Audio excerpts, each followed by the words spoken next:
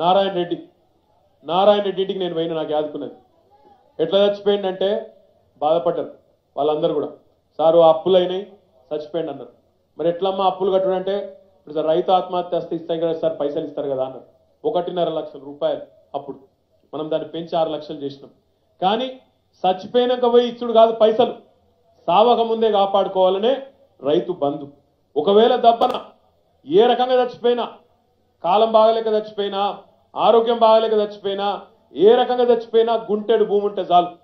తప్పకుండా రైతును ఆ కుటుంబాన్ని ఆదుకోవాలనే ఉద్దేశంతో ఈ దేశంలో ఏ ముఖ్యమంత్రి చేయలే ఏ ప్రధానమంత్రి చేయలే మన కేసీఆర్ గారు మాత్రమే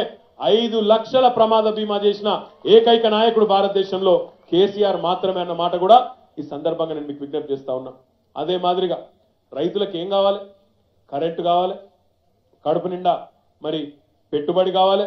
అదే మాదిరిగా నీళ్లు కావాలి ఈ రోజు కేసీఆర్ గారి నాయకత్వంలో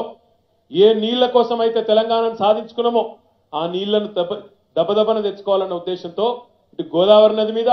అటు కృష్ణా నది మీద రెండు నదుల మీద పెద్ద పెద్ద ప్రాజెక్టులు కట్టుకుంటున్నాం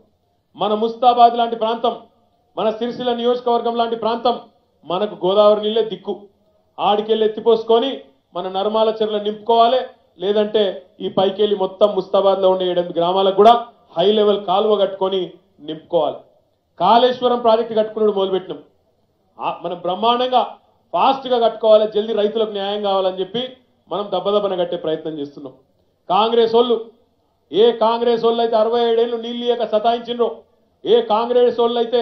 67 ఏళ్ళు కరెంట్ ఇయ్యక సతాయించిండ్రో మళ్ళీ అదే కాంగ్రెస్ వాళ్ళు పోయి కోర్టులో కేసులు వేసింది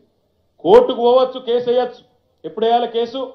నాకు నా పొలం పోతున్నది నాకు 2 లక్షలు ఇస్తారట నాకు 4 లక్షలు కావాలని కేసు వేయాలి కానీ ఏం వేసిండ్రు కేసులు కాంగ్రెస్ వాళ్ళు చచ్చిపోయిన వాళ్ళు ఈ భూమి మీద లేనోళ్ళు వాళ్ళ పేరు మీద దొంగ కేసులు వేసి దొంగ వేలుముద్రలు పెట్టి దొంగ సంతకాలు పెట్టి కోర్టుల కేసులు వేసిండ్రు జీవన్ రెడ్డి గారు కాంగ్రెస్ శాసనసభ పక్ష ఉపనాయకుడు ఆయననే ఒప్పుకున్నాడు ఏదో అయింది అన్నాడు అసెంబ్లీలో అంటే ఎంత దారుణమైన మనుషులో ఎంత దారుణమైన పార్టీ మీరు ఆలోచన చేయాలి ఏదన్నా వేరే రాష్ట్రంలో కర్ణాటకలోనో తమిళనాడులోనో ఆడ నీళ్లు కావాలని చెప్పి పార్టీలు ఒకటైతే మా రైతుకు నీళ్లు ఇవ్వాలి కావేరీ పంచాయతీ పడితే కర్ణాటకలో ఉండే అన్ని రాజకీయ పార్టీలు ఒకటైతే తమిళనాడులో ఉండే రాజకీయ పార్టీలు ఒకటైతే వాళ్ళ పంచాయతీలు ఉంటే పక్కకు పెడతారు రైతుల కోసం ఒకటైతారు కానీ మన తెలంగాణలో మన దురదృష్టం ఏంటంటే ఒక దివాలాకోరు ప్రతిపక్ష పార్టీ ఉన్నది కాంగ్రెస్ పార్టీ వాళ్ళు చెయ్యరు మనల్ని చేయనియరు అమ్మ వెట్టది అడక తిననీయదన్నట్టు వాళ్ళకు అవకాశం ఇచ్చినప్పుడు చేయలే ఈరోజు కేసీఆర్ చేస్తుంటే దొంగ కేసులు వేస్తారు ఇక వాళ్ళేమో కేసులు వేసి ఆపే ప్రయత్నం ఇంకో దిక్కు చంద్రబాబు నాయుడు ఇక చంద్రబాబు నాయుడు సంగతి నాకంటే బాగా మీకేరక కరెంట్ అడిగితేనే కాల్చి చంపినోడు చంద్రబాబు నాయుడు ఆ చంద్రబాబు నాయుడు ఇలా ఆంధ్రప్రదేశ్ ముఖ్యమంత్రి పక్క రాష్ట్రం ఆయన ఉత్తరాలు రాసిండు కేంద్ర ప్రభుత్వానికి 30 ఉత్తరాలు రాసిండు 1 కాదు 2 కాదు తెలంగాణలో ప్రాజెక్టులు ఆపాలే తెలంగాణ ప్రాజెక్టు ముంగడు కొనియద్దు అని చెప్పి ఆయన ఉత్తరాలు రాస్తాడు ఇలా గమ్మత్ ఏంటంటే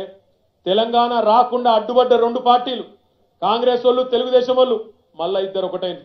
ముస్తాబాద్ లో మీరు రాస్తారోకలు చేసినప్పుడు ధర్నాలు చేసినప్పుడు బతుకమ్మలు ఎత్తినప్పుడు బోనాలు ఎత్తినప్పుడు బతుకమ్మలు ఆడినప్పుడు బోనాలు ఎత్తినప్పుడు ఆనాడు కలిసి రాని కాంగ్రెస్ అడ్డం పడ్డ తెలుగుదేశం 2 ఒకటైన ఈరోజు 2 ఒకటై మళ్ళీ ముసలినక్క కాంగ్రెసు గుంటనక్క చంద్రబాబు ఇద్దరు కలిసి తెలంగాణ రైతుల నోట్లో మట్టి కొట్టే ప్రయత్నం చేస్తా ఉన్నారు చేయడమే కాదు ఇవాళ ఇద్దరు పొత్తు పెట్టుకున్నారు ఒక్కసారి మీరు ఆలోచించమని చెప్పి నేను కోరుతున్నా నేను ఆ మధ్యలో ఒక 6 నెలల కిందట ఎప్పుడో గిట్లనే మీటింగ్లో మాట్లాడుకుంటా కోపంలో అన్నా కాంగ్రెస్ వాళ్ళు మేము ఇచ్చినాము రోజు తెలంగాణ అని రోజు మాట్లాడితే నాకు రేషం వచ్చి అన్న మాకు ఎవ్వరు ఇయ్యలే తెలంగాణ ఏ అమ్మాయి ఇయ్యలే బొమ్మ ఇయ్యలే మేము ఈ పలగొడతాం ఈ చింతపండు అవుతుందని భయపెడితే పోరాటం చేస్తే తెలంగాణ వచ్చిందని నేనన్నా అంటే తెల్లారి నా మీదకి ఎగబడ్డారు ఒక్కొక్కడు 5 ఫీట్లు లేనోడు కూడా కాంగ్రెస్ 6 ఫీట్లు దుంకిండు కామెంట్ చేయండి ఎప్పటికప్పుడు మా వీడియోస్ చూడాలంటే సబ్స్క్రైబ్ చేసుకోండి.